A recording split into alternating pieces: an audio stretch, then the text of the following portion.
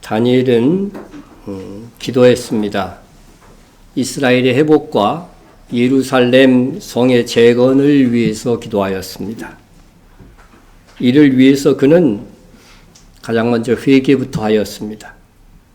주여 들으소서, 주여 용서하소서, 주의 길을 기울이시고 행하소서, 지체하지 마옵소서, 나의 하나님이여. 주 자신을 위하여 하시옵소서. 이는 주의 성과 주의 백성이 주의 이름으로 일컫는 바 되매니라. 여기 주의 성은 어디죠? 예루살렘 성, 주의 백성은 이스라엘입니다. 그들이 지금 포로로 잡혀와 있는데 이제 이 성과 이 백성을 회복시켜 주옵소서 기도할 때에 그는 먼저 하나님께 그들의 죄를 부둥켜 안고 회개한 것입니다. 우리도 무엇을 구할 때 우리에게 죄가 있나 없나부터 살펴야 합니다. 그리고 발견되는 죄가 있으면 회개해야 하는 것이죠. 그렇게 해야 새롭게 출발할 수 있습니다. 이것이 바로 속죄일에 해야 하는 일인 것입니다. 오늘 교동문에 속죄일 교동문에 왜 은혜의 해와 그런 것들이 있느냐 하면은 원래 이 속죄일에 뭐를 선포하는 거예요? 희년을 선포하게 돼 있어요. 다른 날이 아니라 희년에 선포하는 것입니다. 죄를 깨끗이 해야 새롭게 출발할 수 있습니다. 다니엘은 회개의 기도를 할 때 자신의 죄뿐만 아니라 민족의 죄까지 회개하였습니다. 내가 이같이 말하여 기도하며 내 죄와 내 백성 이스라엘의 죄를 자복하고 내 하나님의 거룩한 산을 위하여 내가 하나님 여호와 앞에 간구할 때, 다니엘은 자신의 죄와 이스라엘 민족의 죄까지도 회개하였습니다. 속죄일은 나라 민족의 죄까지 회개하는 날입니다. 우리도 그러해야 합니다. 다니엘이 회개하며 간구한 것은 내 하나님의 거룩한 산 곧 예루살렘의 회복을 위한 목적을 가지고 있는 것입니다. 이 하나님께서는 다니엘의 기도에 응답하사 누구를 보내셨어요? 가브리엘 천사를 보내어서 이스라엘의 회복에 대한 것을 깨닫게 하셨습니다. 하늘에서 온 가브리엘 천사가 다니엘에게 말합니다. 곧 내가 기도를 시작할 즈음에 명령이 내렸으므로 이제 네게 알리러 왔느니라. 너는 크게 은총을 입은 자라. 그런즉 너는 이 일을 생각하고 이 환상을 깨달을지니라. 오늘 말씀을 통해서 여러분들이 이 환상에 대한 비밀을 깨닫는다고 한다면 여러분들도 뭐예요? 크게 은총을 입은 자가 되는 것입니다. 자, 그런데 하나님께서 이미 이스라엘에 대한 회복에 대한 말씀을 다니엘서 8장에서 말씀하셨어요. 양과 염소의 환상을 통해서 다니엘에게 보여주셨어요. 그때에도 가브리엘 천사가 환상에 대해서 이미 설명을 했습니다. 가브리엘이 다니엘에게 인자야 깨달아 알라. 이 환상은 정한 때 끝에 관한 것이니라 이미 다니엘서 8장에서 17절에서 이렇게 말씀하고 있죠. 그러니 이스라엘의 온전한 회복은 언제 일어나는 거예요? 하나님이 이미 정해놨어. 그때가 언제라고요? 끝, 세상 끝날, 역사의 끝 시점이 돼야 이스라엘이 온전히 회복될 것이라는 것이죠. 지금 잎사귀를 내고 그죠? 가지가 연하여지는 상태지만은 온전한 회복은 역사의 끝에서 이루어질 것이다. 그런데 여러분, 이 역사의 끝날 이스라엘이 온전히 회복되는 날이 무슨 날? 그렇죠. 속죄일이 될 것이라고 하는 것입니다. 속죄일날 그렇게 돼요. 속죄일은 그날을 예언하는 절기입니다. 그런데 다니엘은 세상 끝날 곧 이스라엘이 민족적으로 속죄함을 받고 죽게 돌아오는 날에 대한 수단과 숫염소의 환상을 가브리엘 천사가 설명했음에도 불구하고 이게 뭔 말인가 깨닫지 못했어요. 여러분들도 가끔 제가 설교할 때 뭔 말인가 못 깨닫습니까? 다니엘도 그랬어요. 다니엘도. 예? 내가 그 환상으로 말미암아 놀라긴 놀랐는데 그 뜻을 깨닫는 사람도 없었느니라. 이렇게 다니엘은 가브리엘 천사의 설명에도 깨닫지 못하니까 계속해서 예루살렘 성의 재건과 성전 재건과 그리고 이스라엘의 회복을 위해서 기도한 것입니다. 그러니까 안타까운 나머지 가브리엘이 다시 파송을 받은 거예요. 다소 파송을 받고서 이 다니엘에게 이제 하늘에서 내려와서 그 비밀에 대해서 이제 온전히 깨닫게 하는 것이죠.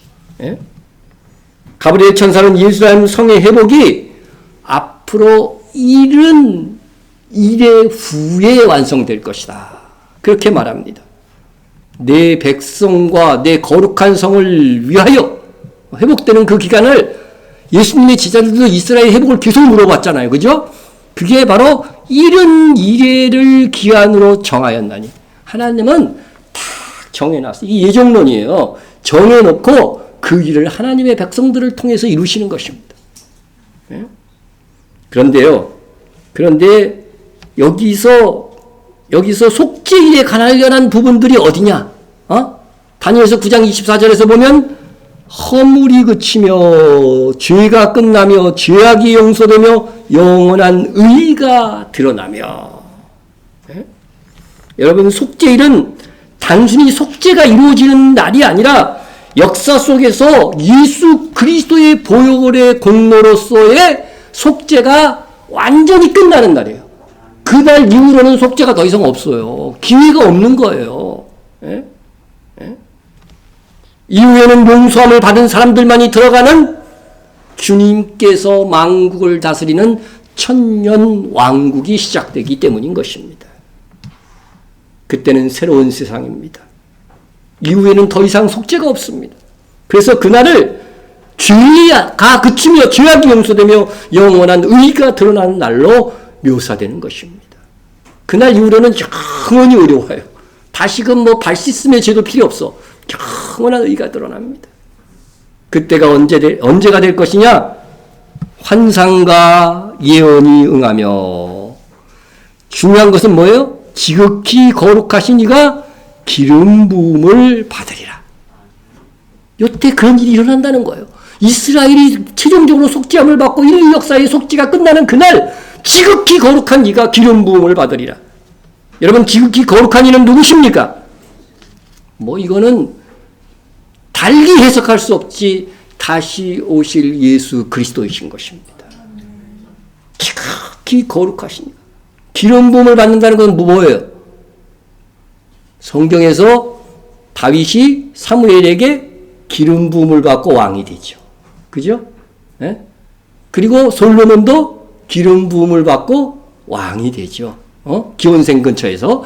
그런 기름 부음을 받는다는 것은 예수 그리스도가 만왕의 왕으로 기름 부음을 받는 거예요. 물론 이건 사람에게 기름 부음을 받는 게 아니라 성령의 기름 부음을 받게 된다고 하는 것입니다. 네? 이 속죄일은 주님께서 지상 재림하는 날을 예언하는 것이에요. 속죄일은 예수님이 모든 속죄의 사역이 끝나는 날인 동시에 주님께서 지상 재림하시는 날입니다. 그런데 이 날이 오기까지 가브리엘은 얼마가 걸릴 거라고요? 일은, 그러니까 70일에, 그죠? 70일에 걸릴 것이라고 합니다. 한 일에는 7년이니까 70 곱하기 7하면 몇 년? 490년입니다. 그런데 이 이런 일의 시작점이 있어야 될 거 아니에요. 기준이, 그죠? 기준이 언제부터냐면요. 예루살렘을 중건하라는 영이 날 때부터가 70일의 시작이에요. 그때부터 세라는 겁니다. 예? 자, 신학자들은 예루살렘이 중건하라고 하는 영이 날 때가 어느 왕 때냐, 이게 옥신각신해 이거 같고. 그런데 저는 가능하면 성경에서 답을 얻어야 된다고 생각합니다. 성경에 이사야 선지자가 이스라엘이 포로로 잡혀가기도 전에 어느 왕 때인 것을 예언해 놨어요. 고레스에 대하여는 이르기를 내 목자라 그가 나의 모든 기쁨을 성취하리라 하며 예루살렘에 대하여는 이르기를 뭐라고 했어요? 중건되리라 하며 성전에 대하여는 내 기초를 놓이리라 하는 자니라. 여기서 분명히 성전 건축뿐만 아니라 예루살렘이 중건되리라고 하는 영을 낼 자로 이미 이사야가 고레스가 태어나기도 전에 이미 다 예언해 놨다니까요. 예언해 놨습니다. 그럼 이 다니엘은 이 70일에가 시작될 때 살아 있었을까요? 죽었을까요? 보십시오. 다니엘은 고레스 왕 원년까지 있으니라. 바벨론 왕 고레스 원년에 고레스 왕이 조서를 내려 하나님의 이 성전을 다시 건축하게 하고 분명히 이때에 예루살렘을 중건하리라고 하는 예언이 있었기 때문에 같이 내린 거죠. 그죠? 두 가지 명령이 내렸어도 가장 중요한 한 가지만 기록하는 거, 이런 것은 성경에서 많이 나오는 예언의 방식입니다. 예? 그러니까 고레스 왕이 중건, 예루살렘을 중건하는 영이 내리는 70일의 시작점을 발명한 영이고, 그때까지도 다니엘은 살아 있었다고 하는 것입니다. 마지막 그것을 보면서 아마 다니엘은 이제 하나님의 품으로 간 것이라 생각이 됩니다. 예?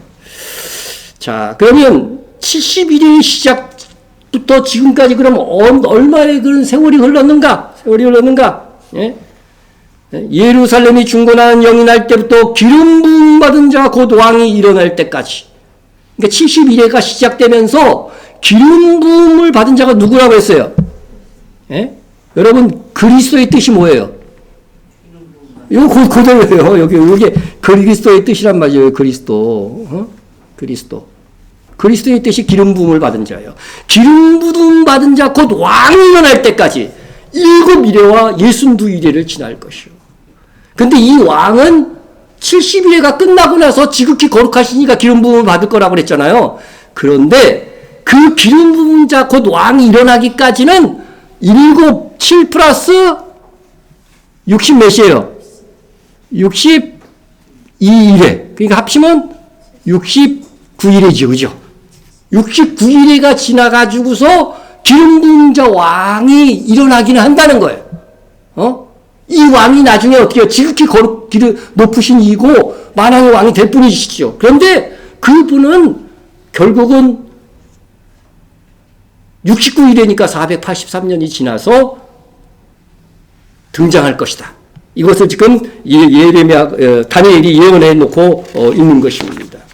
이 7일에와 62일에는 왜 나누는지 그것은 여기서 얘기하지 않겠고, 단지 이 69일에는 역사 속에서 이미 지나갔다는 거죠. 그것만은 분명합니다. 예? 그러면 종말까지 몇 일에 남은 거예요? 딱 한 일에가 남은 거예요. 한 일에. 예?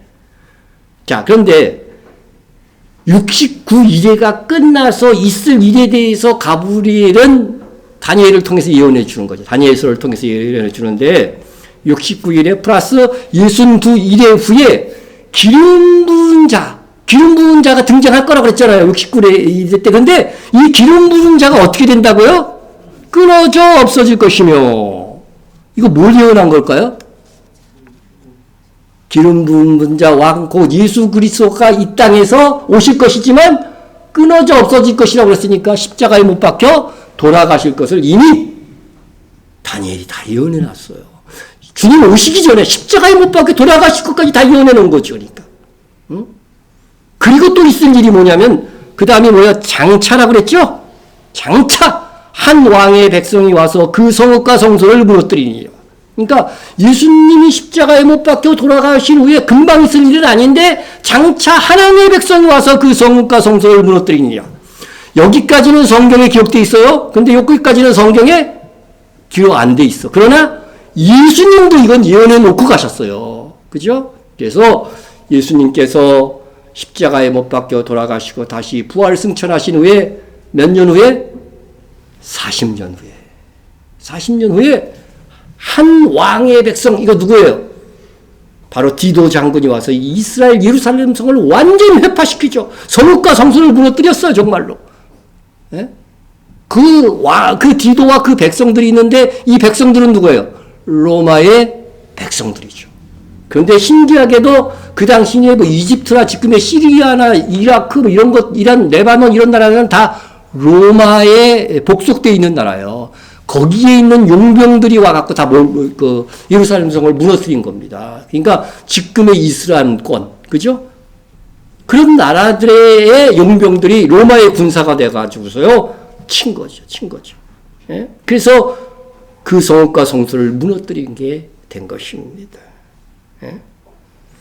여러분, 다윗이 세운 예루살렘 성, 솔로몬이 건축했던 예루살렘 성전이 바벨론에게 의해 파괴된 상태에서 다시 예루살렘 성이 재건될 것이지만, 오늘 본문에도 그게 있어. 다시 곤란한 중에 건축된다고 돼 있어요. 곤란한 중에. 그건 뭐예요? 이스라엘이 아직 독립하지 않은 상태에서 성전이 건축된다는 거예요. 그렇죠? 온전한 독립이 안 됐고, 외세의 영향을 받는 그 속에서 건축될 것인데, 그 성읍조차도 나중에 어떻게 된다는 거예요? 무너지게 될 것을 이미 다니엘이 다 보고 있었던 거죠. 예? 다니엘은 아직 예루살렘 성전과 성읍이 스룹바벨과 느헤미야에 의해 재건되기도 전에 재건된 다음에 예루살렘 성과 성전이 파괴될 것까지 예언한 것입니다.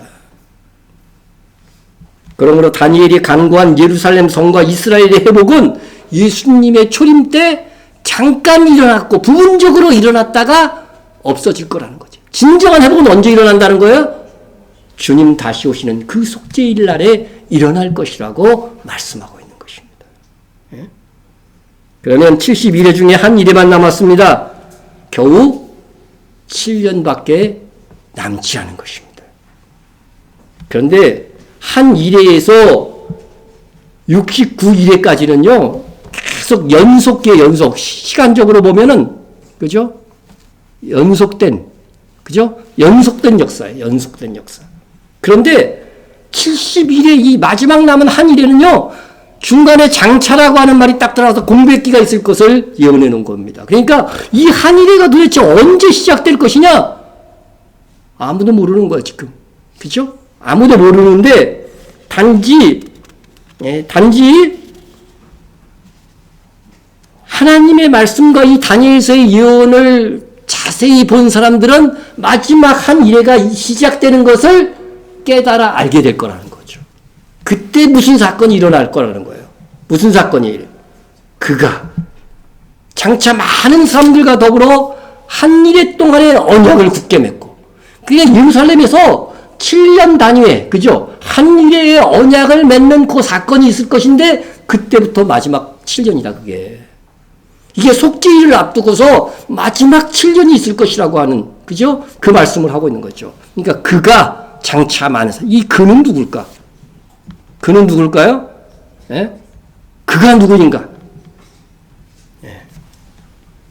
그가 하는 행동을 봐가지고서는 이건 그리스도가 아니죠. 그죠? 그가 하는 행동을 보면 한 일회 동안의 언약을 굳게 맺고 했는데 이것은 바로 적그리스도인 거죠. 흔히 말하는 적그리스도.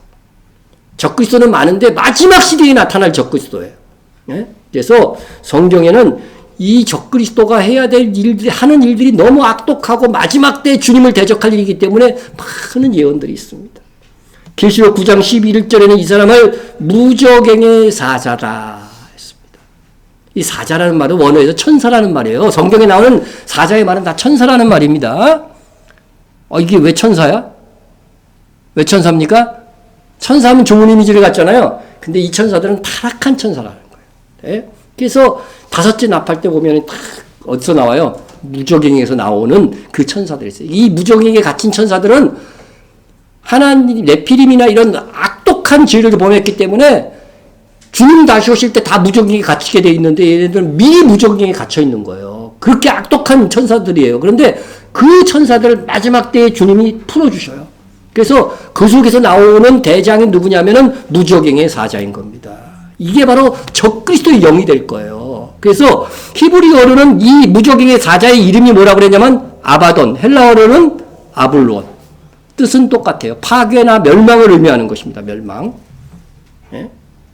그러니까 여러분들 성경에서 나올 때에 멸망 어쩌고저쩌고 이런 말씀이 나오면 이게 적그리스도에 대한 예언이구나. 그렇게 해석하면 됩니다. 그래서 사도 바울은 아예 이 무적행의 사자 적그리스도를 멸망의 아들이다 이렇게 표현합니다. 보십시다. 누가 어떻게 하여도 너희는 미혹되지 마라. 주님 오실 날이 몇 년 몇월 뭐 이렇게 얘기하는 사람들 미혹되지 말라는 거죠. 예? 그런 이단들이 우리 주위에 있었잖아요. 먼저 배교하는 일이 있고, 이 배교는 종교 통합과 관련되어 있는 거예요. 배교하는 일이 있고, 저 불법의 사람 곧 뭐라고 돼 있어요? 여기 있죠. 이게 바로 아바돈. 그죠? 적그리스도의 이름이 될 것이라고 하는 거죠. 이름대로 되는 거예요. 이름은 그의 정체성을 말하는 거예요. 예? 멸망의 아들이 나타나기 전에는 그날이 이르지 아니하리니. 이게 적그리스도 안 하는데 뭐 예수님 휴거될 거라고 그러고 이런 거 다 엉터리인 거예요, 사실은. 여기 성경에 분명히 돼 있잖아요. 예? 나타나기 전엔 그날이 이르지 아니하리니. 그러니까 이 사람이 이거 나타났어요, 안 나타났어요? 아직 안 나타났잖아요. 그러니까 주님 오실 때는 아직 아닌 거죠. 이걸 보고 너희들이 사인으로 알라는 거예요. 멸망이 그날이 이르지 아니하리니 그는 대적하는 자라. 오실 주님과 성도들을 대적하는 자입니다. 신이라고 불리우는 모든 것과 숭배함을 받는 것에 대항하여 그 위에 자기를 높이고, 이게 바로 종교 통합을 얘기를 하는 거예요. 예? 여러분, 신이라고 불리는 모든 것은 뭐 모든 종교를 얘기를 하는 거잖아요. 그죠? 숭배함을 받는 모든 것에 대항하여 그 위에 자기를, 종교를 통합하고 그 위에 수장이 되는 거예요. 수장이. 예? 자기를 높이고 마침내 하나님의 성전에 앉아서 자기를 하나님이라 내세우느니라. 자기가 만왕의 왕, 주님이 오시기 전에 자기가 먼저 만왕의 왕이라고 이렇게 말하게 될 것이라고 하는 것입니다. 예? 자, 그래서 이 멸망의 아들이 먼저 나서 예루살렘에서 한 일의 언약을 맺을 것인데, 그 언약은 아마도 평화의 언약과 종교 통합의 언약의 가능성이 많습니다. 왜냐하면 적그리스도의 등장시기에 배교하는 일이 있고, 또 신이라고 불리는 모든 것과 숭배함을 받는 것에 대하여 자기를 높이는 그런 일들을 할 것이기 때문에 마지막 때는 이어 종교와 이 평화를 해치는 일이 굉장히 많을 겁니다. 정말 전쟁의 소문이 있는 상황들 속에서 평화를 해치는 것이 종교다. 그래서 종교를 통합하고 평화를 도모하자는 언약을 많은 사람들과 더불어 체결하게, 어쩌면 유엔의 수장으로 나타날지도 모릅니다. 예? 예? 등장하는 것입니다. 오늘날 이런 일에 예민한 분들은 종교 통합을 위한 평화의 모의가 로마 가톨릭을 중심으로 일어나고 있다는 뉴스를 접한 바 들었을 것입니다. 예? 그런 것들은 다 때가 가까이 오고 있다는 징조인 것입니다. 예? 또 두 번째로 그는, 첫 번째는 무적행의 사자 멸망의 아들이라고 했는데, 그의 이름은 무적행으로부터 올라오는 짐승이다. 계시록 11장에 이렇게 되어 있어요. 무적행으로부터 올라오는 짐승이다. 또 계시록 13장에는 바다에서 올라오는 짐승이다. 이렇게 표현되어져 있습니다. 이 바다는 다니엘서에서는 지중해를 말합니다. 이게 지중해 국가, 그래서 유럽에서 나올 가능성이 많다고들 이야기도 하는 것입니다. 어쩌면 그렇지 않을 수도 있지만은 하여튼 그 당시, 다니엘서가 있을 당시에는 지중해를 가리켰습니다. 예. 자, 이렇게 이제 분명히 사람인데 사자, 그죠? 천사, 짐승이라고 하는 말로 이 적그리스도를 표현하는 것은 그 사람이 이러한 타락한 천사의 영의 권세를 받아서 활동할 것이기 때문에 그렇습니다. 쉽게 생각하면요, 사람이 귀신 들리면은 귀신의 말을 하죠. 자기 말이 아니야. 귀신의 말을 막 하는 거, 그 정도는 여러분들이 보셨잖아. 그죠? 귀신의 말을 막 합니다. 그와 같이 이 적그리스도는 이제 이 타락한 천사, 무정익으로에서 올라오는 이 멸망이라고 하는 이름을 가진 이 타락한 천사의 영이 씌우는 거예요. 이 사람은 씌워. 그래서 그 사람의 말을 하면서, 큰 말을 하면서 하나님을 대적하는 말들을 하게 될 것이라고 예언되어져 있는 것입니다. 예? 타락한 천사의 영, 짐승 같은 영이 적그리스도가 될 사람의 영이 되어서 활동하게 될 것입니다. 그러니 그 속에는 속이는 영이 역사하여 사람들을 미혹하고 충동질하여서 나중에는 자기를 하나님이라고 말하여도 믿도록 만들 것입니다. 이 적그리스도는 일단 많은 사람들과 한 일이 동안에 종교의 자유를 선포하고 평화의 조약을 맺으며 등장하는 것은 다니엘이 분명하게 예언해 놓았습니다.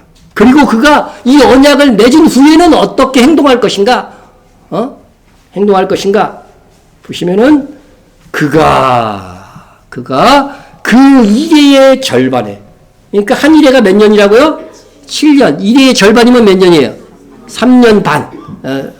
3년 반 동안 그 평화의 언약대로 잘 지켜. 종교의 자유가 있으니까 유대교도 그때 성전이 건축돼요. 지금 없지만 제3성전이 건축돼 갖고 거기서 제사와 예물을 막 드리고 있을 거란 말이죠. 그런데 그것을 어떻게 한다고요? 금지할 것이라고 했어요.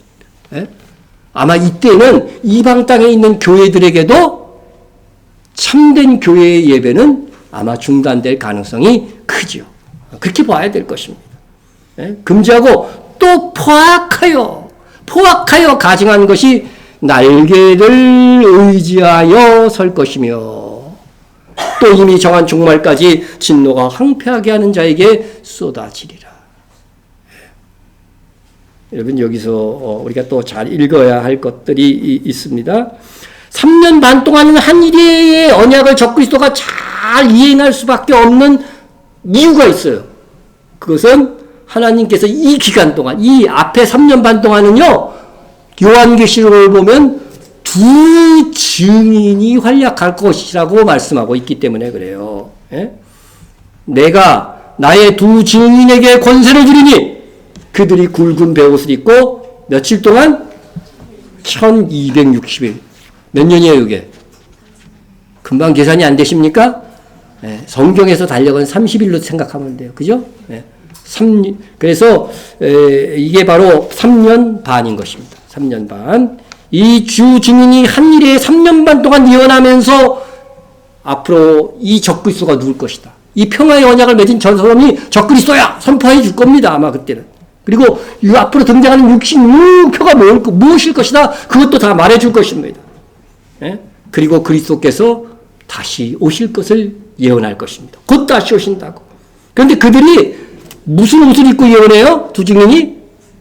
굵은 베옷. 굵은 베옷은 성경에서 어느 때 입는 거예요? 회개할 때. 여러분 주님 오셔서 이때 두 증인 중에 하나가 오리라고 하는 엘리야이기도 하거든요. 근데 엘리야의 영으로 예수님의 출임 때 왔던 세례 요한이 뭐라고 외쳤어요? 회개하라. 천국이 가까이 왔느니라. 제가 항상 초림의 상황과 재림의 상황은 비슷하다고 그랬죠? 예수님도 외침이 뭐였어요? 회개하라. 천국이 가까이 왔느니라. 회개를 선포하는 거예요. 이게 마지막 속죄의 기회라고 하는 것입니다. 이게 속죄일에 시작돼서 속죄일에 마치는, 그 마지막이 오기 전에 너희들이 회개할 기회이 이때밖에 없다. 마지막 속죄의 시간이다. 그걸 아마 이 두 증인이 굵은 베옷을 입고 상징적으로 회개의 시대임을 외칠 것입니다. 아마 이방 땅에도 이때가 마지막 부흥의 시기가 될 것입니다. 마지막. 만약 우리가 이때 산다면 어떻게 해야 돼요? 이때 정말 두 증인과 함께 마지막 부흥을 위해서 헌신되어져야 돼요. 이때는 정말 직장이고 뭐고 그때는 없는 겁니다. 정말로 7년밖에 안 남은 거니까. 그러나 아직은 이 사인들이 안 왔기 때문에 우리는 그때까지는 어떻게 돼요? 정상적인 삶을 살면 됩니다. 자, 그래서 이 두 증인이 이렇게 3년 반 동안 활약하기 때문에 적그리스도가 등장할 수 없다고 했는데 하나님께서 정하신 예언의 기간이 언제예요? 3년 반. 1260이기 때문에 그때가 딱 끝나면 이 자가 이제 적그리스도가 와서 그가 적그리스도죠. 적그리스도가 그 일의 절반에 제사와 예물을 금지할 것이며 했습니다. 그리고 이제 보시면은 그들이 그 증언을 마칠 때에 어디로부터 무적행으로부터 올라오는 짐승이 있죠. 무적행으로부터 올라오는 짐승이 누구라 그랬어요? 바로 적그리스도. 적그리스도 영을 말하는 거라고 그랬죠. 짐승이 그들과 더불어 전쟁을 일으켜. 이 두 증인이 예언하면서 막 흉년이 오게 하고 말이죠. 이 두 증인을 죽이려고 오는 사람이 불이 내려서 뭐라게 하고 막 능력을 행사하니까 적그리스도도 그동안 어떻게 할 수가 없었어요. 그런데 이 자기가 막 적그리스도라고 막 선포를 하니까 두 증인이 이 적그리스도는 두 증인과 전쟁을 선포할 수밖에 없죠. 그런데 그 예언의 기간이 끝나면 누가 이겨요? 적그리스도가 이길 거라고 하는 거예요. 그들 두 증인을 이기고 그들을 죽일 터인즉 그들의 시체가 큰 성길에 있으리니. 여기 큰 성은 어디예요? 예루살렘 성길에 그들의 시체가 있게 될 것이라고 하는 것입니다. 이때 적그리스도는 뭐냐면 또 포악하여 가증한 것이 날개를 의지하여 설 것이며 라고 하였습니다.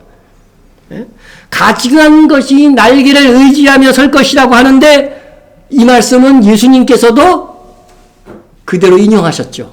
그러니까 예수님 시대까지 안 이루어진 예언입니다. 예수님 이후 시대에 이루어질 예언입니다. 예수님이 이렇게 예언해 주셨어요. 그러므로 너희가 선지자 다니엘이 말한 바. 다니엘이 말한 것이 이거예요. 멸망에 가증한 것. 멸망이 뭐라고 그랬어? 누구의 정체성이라고요? 적그리스도의 정체성이라고 그랬죠? 멸망에 가증한 것이 거룩한 것에 선 것을 보거든. 이 가증한 것이라고 했으니까 이것은 우상입니다. 그죠? 적그리스도의 우상이 거룩한 것, 새로 세워질 성전에 서게 될 것이라고 예수님께서 말씀하신 것입니다. 예? 그가 권세를 받아 그 짐승의 우상에게 생기를 주어, 이거는 이제 거짓 선지자예요. 그 짐승의 우상에게 생기를 주어서 그 짐승의 우상에게 말하게 하고 또 짐승의 우상에게 경배하지 아니하는 자는 몇이든 다 죽이게 하더라. 여러분 마지막 시대에 거짓 적그리스도에게 권세를 받은 거짓 선지자가 이 일을 할 것이라고 하는 것입니다. 여러분 마지막 때에 이 짐승의 우상은 무슨 우상이에요? 생기를 주었다는 거야. 움직인다는 거야. 말도 하는 우상이라는 거야. 여러분 2000년 전에 움직이는 우상, 말하는 우상 상상할 수 있었습니까? 상상도 할 수 없었어요. 그런데 성경은 이미 역사를 다 알고 있어요.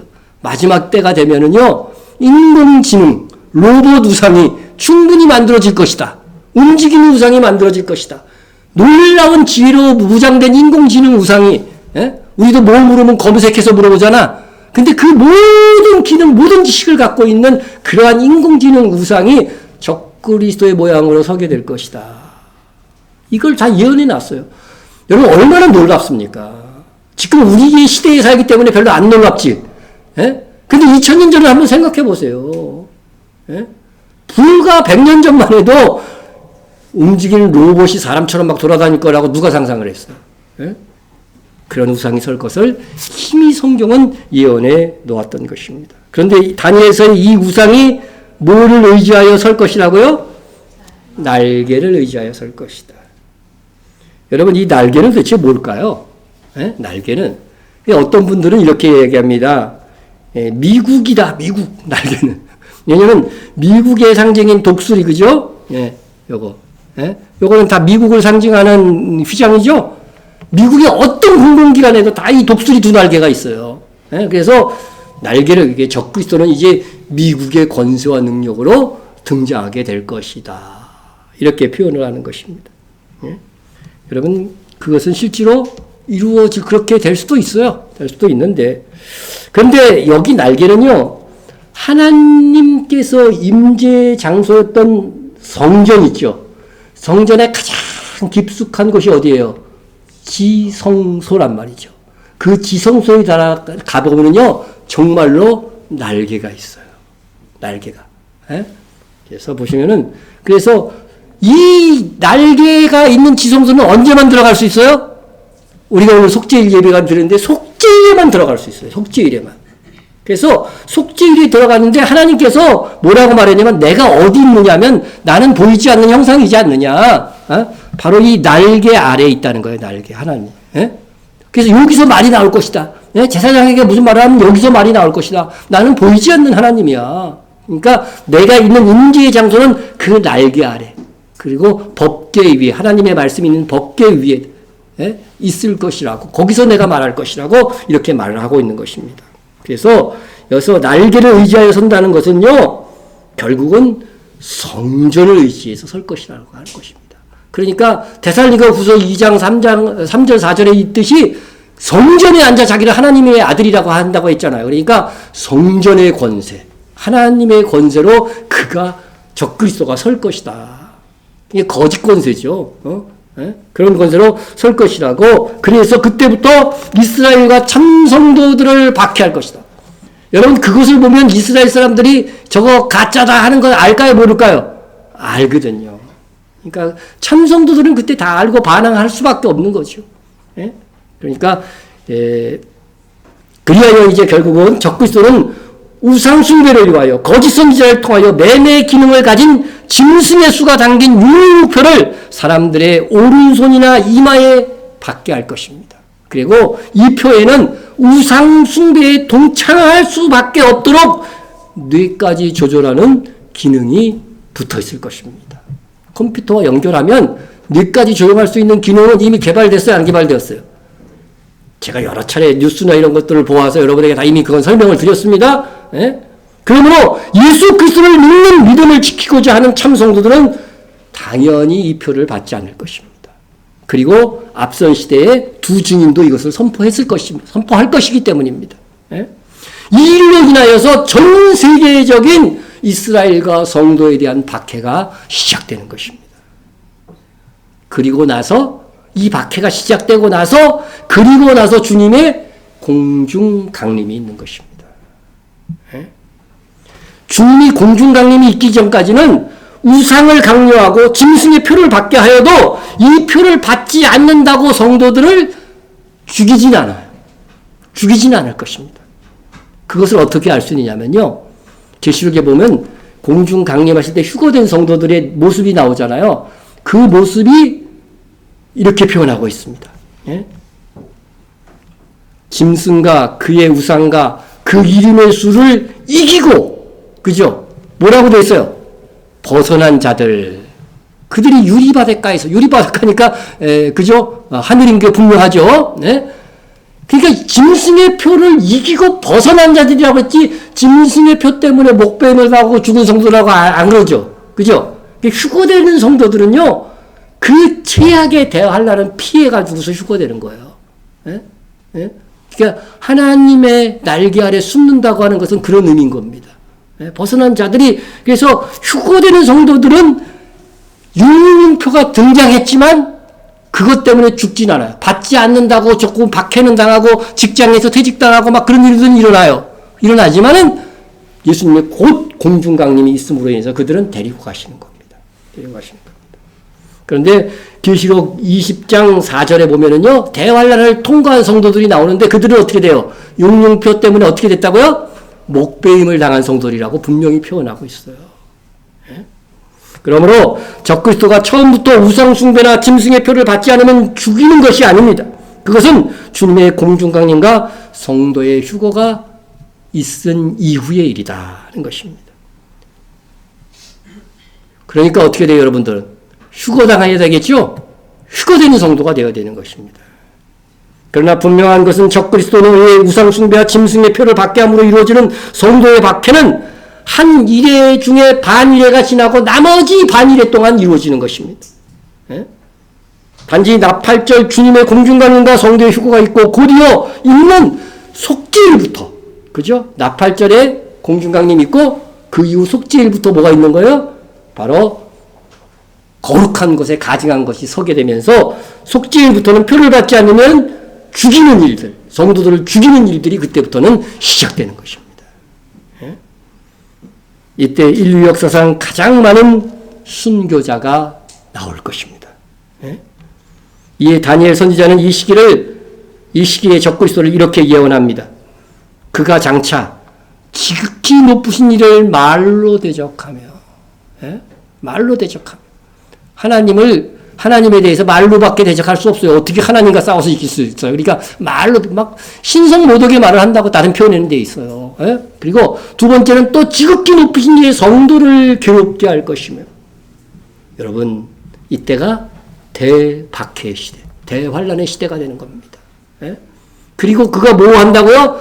때와 법을 고치고자 할 것이며, 여러분 이 절기를 통해서 예수님께서 오실 때까지 다 예언된 건데 그런 때를 다 혼합하게 만드는 거죠.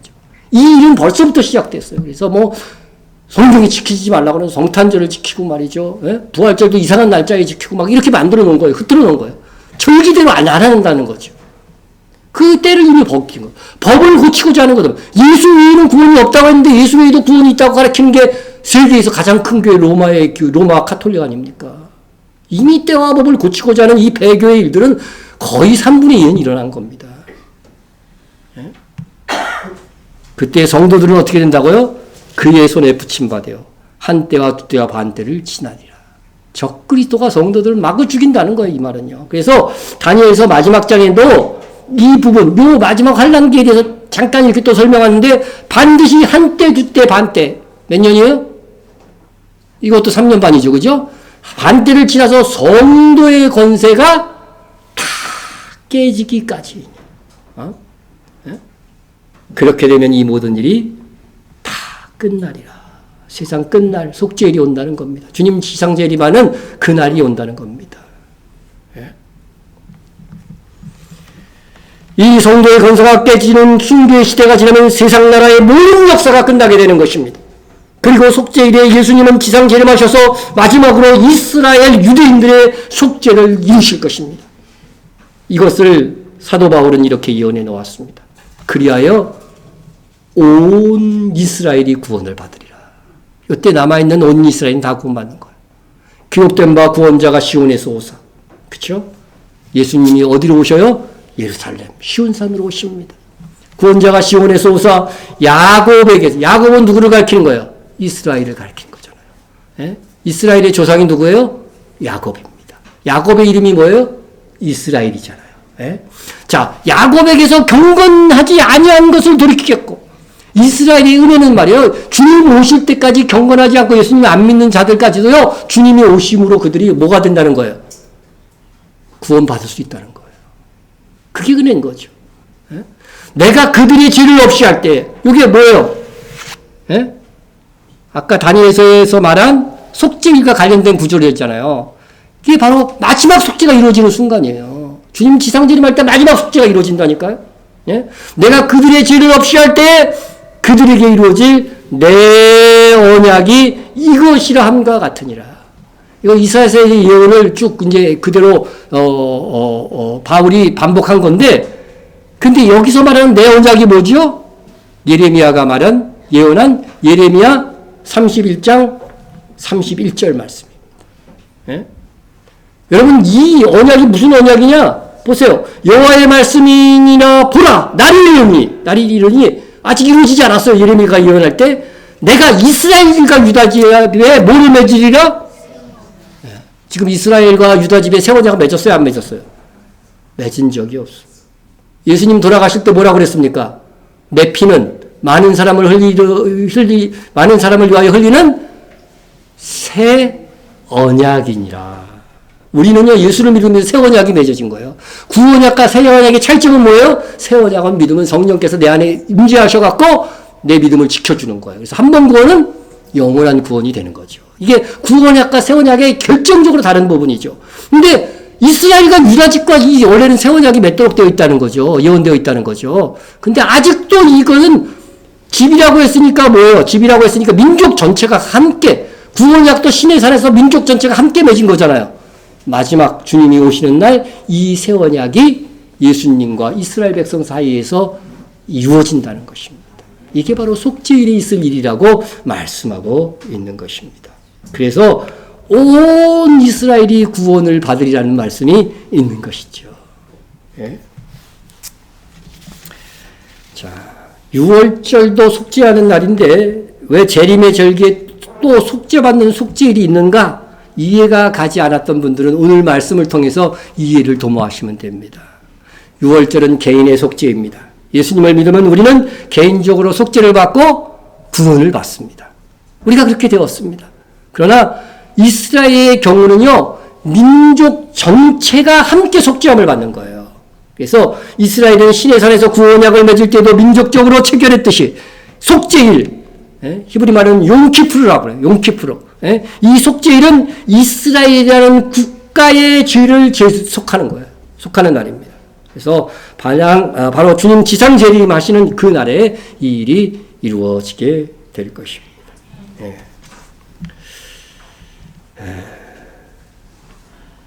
이스라엘 역사에서 용키푸르 전쟁, 다시 말하면 속죄일 전쟁이 있었습니다. 1973년부터 10월 6일부터 한 20일 정도 있었던 전쟁인데, 이집트와 시리아가 주축이 돼서 아랍 연합군이 예고하지 않고 속죄일에 쳐들어온 거예요. 속죄일에. 이 전쟁은 러시아가 이들 나라에게 거짓 정보를 주면서 시작되는 것입니다. 예? 여러분, 옛날에도 일어났던 모든 전쟁들이 있잖아요. 적그리스도라는 북방학, 남방학 할 때, 그때 왕은 다 유럽이에요, 유럽. 알렉산드리아의 후예들이니까 유럽 사람이잖아요. 그러나 그 백성들은 다 이슬람 사람이라는 걸 알아야 돼요. 근데 그러한 일들이 계속해서 역사에서 반복이 될 것입니다. 이 러시아가 뒤에 배후가 있었는데 그들이 거짓 정보를 줘가지고서 이 시리아하고 이집트가 갑자기 속죄일의 전쟁을 일으킨 것입니다. 왜 속죄일의 전쟁을 일으켰을까요? 이스라엘 백성이 속죄일은 안식일로 지내니까 어때요? 다 쉬고 있잖아요. 군대도 쉬고 있잖아요. 예? 예? 그리고 뭐 하고 있어요? 이날 금식하고 있었으니까 요때가 약점이라고 요때 쳐들어간 겁니다. 그래서 적은 욤키프 전쟁을 시작하면서 이스라엘이 무방비로 당할 것을 생각하였지만 오히려 상황은 정반대였다는 거예요. 속죄일이었기 때문에 거리가 텅텅 비었어요. 그래서 그 군인들이요, 백성들이 부대로 바로 복귀할 수 있었어요. 그래서 바로 대응할 수 있는 체제를 가질 수 있었던 것입니다. 당시 시리아의 탱크는 12대에서 13대, 지금으로 하면 그것도 얼마 되지 않은 거지만 그 당시에는요, 이것도 굉장한 전력이었던 거죠. 그런데 그때 이스라엘의 탱크가 몇 대밖에 없었냐면 3대밖에 없었어요. 3대밖에. 예? 시리아는 골란 고원을 차지하고 그 다음에 아래에 있는 갈릴리로 진격하려고 하는 그런 전략을 세웠습니다. 그런데 시리아는 무기와 병력의 우세에도 불구하고 이 작전에 실패합니다. 근데 이 작전에 시리아가 희지부지 실패한 이유에 대해서 이스라엘도 알지를 못했어요. 그런데 후에 이스라엘의 보안 요원, 모사드라고 해서 이스라엘의 보안 유명하거든요. 세계적으로. 그 보안 요원이 기자로 가장해 가지고서 그 당시 전투에 참여한 시리아 장교에게 당신들은 왜 이 전투에서 우수한 전력을 갖고 있었음에도 불구하고 실패했습니까? 이렇게 물었대요. 그랬더니 그가 이렇게 대답해 주더라고 하는 것입니다. 그 당시에 골란 고원을 차지하려고 하는 중 산 정상에서 수백만의 흰 옷을 입은 천사와 또 하얀 손이 하늘에서 내려오는 것을 보았습니다. 그 하얀 손이 하늘에서 내려와서 전쟁을 그만해라 라고 하는 것을 알았기 때문에 우리는 아무리 적이었지만 하나님께로부터 오는 손을 대항하여 침공할 수는 없었습니다. 네. 그렇게 대답했다고 합니다. 여러분, 마지막 속죄일에도 이런 일이 일어날 것입니다. 주님 지상 재림하사 성도와 이스라엘 편에 서사 친히 적그리스도와 성도들을 박해한 세상 나라들을 계시록 표현하면 포도주 틀을 밟듯이, 그죠? 예? 완전히 진멸할 것을 말씀하고 있는 것입니다. 예? 그러니까 이사야에서 보면 그분의 무엇을 입고 온다고 그래요? 홍의를 입고 붉은 옷을 홍의를 입고 붉은 옷을 입고 포도주 틀을 막 밟으니까 어떻게 돼요? 그게 사실 피를 얘기하는 거거든요. 적군에 막 피를 밟고서 오니까 예수님의 하얀 옷을 입고 오셨는데 옷이 뭐가 됐다고요? 붉은 옷이 됐다고까지 표현하고 있는 것입니다. 이것이 속죄일에 있을 일이라고 하는 거예요. 예? 그럼 우리가 속죄일 하면 떠올라야 하는 것이 무엇일까? 예? 우리가 속죄일을 바르게 지금 지키려고 하면요, 속죄일이 도대체 무엇을 예언하는 절기인가? 그것을 알아야 됩니다. 예? 그래야 이 절기를 하나님께서 의도하신 대로 지킬 수가 있습니다. 속죄일의 3가지 방명은 대환란입니다. 이 속죄일 때부터 대환란이 시작될 것입니다. 나팔절 공중강림이 있은 후에 그 다음에 10일이 지나서부터는 정말로 무서운 대환란이 있을 것입니다. 그 다음에 그 다음 3년 후 속죄일에 예수님께서 지상 재림하실 것입니다. 그때 이스라엘이 뭐가 이루어진다고요? 속죄가 이루어집니다. 예? 그러니까 이 대환란은요, 이스라엘에게는 큰 고통 중에 내가 너를 풀무에, 그죠? 풀무에서 은을 이렇게 내듯이 구원했다고 하는 이 표현이 이스라엘에 대한 이야기입니다. 예? 그래서 이때는 굉장한 대환란 속에서 그들이 구원을 받는 거예요. 그래서 이때를 야곱의 환란의 때라고 성경이 표현하고 있어요. 이 대환란을 다른 말로 할 때는. 예? 슬프다 그날이요 그와 같이 엄청난 날이 없으리라. 그날은 야곱의 환난의 때가 되미로다. 그러나 그가 환난에서 구하여냄을 얻으리라. 예? 전무후무한 박해의 때가 될 것이라고 이미 다니엘이 예언을 했는데 그 환난 속에서 이스라엘이 어떻게 돼요? 구하여냄을 얻으리라. 어떻게? 주님의 지상 재림을 통해서 구원함을 얻게 될 것이라고 말씀하고 있는 것입니다. 예. 따라서 속죄일은 이스라엘을 대적한 세상 나라에 대한 심판이 있을 것까지 포함하고 있는 것입니다. 하지만 속죄일을 우리에게 적용할 때는 우리가 이스라엘을 위해서도 민족적으로 기도하고 그날을 바라보고 우리도 함께 금식해야 되지만 이 속죄일은 특별히 회개하는 날입니다. 우리의 죄를 회개하는 날입니다. 우리라고 하는 것은 이 나라의 죄를. 예? 다른 때의 속죄 제물은 개인을 위해서 막 가지고 왔어요. 그러나 이 속죄일은 이스라엘 모든 민족의 죄. 알고도 지은 죄, 모르고도 지은 죄를 짓긴 졌는데 그게 죄인지 모르는 경우도 있잖아요. 우리가 연약해서. 그런 죄까지도 다 사함을 받는 날로 지켰어요. 이 예언이 나중에 속죄일 날 이루어질 것이지만 우리가 그 날이 오기 전까지 우리의 속죄일은 우리에게 남아있는 죄가 없도록 우리의 속에 있는 모든 죄들을 다 토하고 정결함을 받아야 되는 거죠. 그래서 우리가 지난 10일 동안도 새벽기도 한 것이고 이스라엘은 실제로 예수님이 오시기 이 속죄일 40일 전부터 기도합니다. 회개의 기도를 합니다. 네?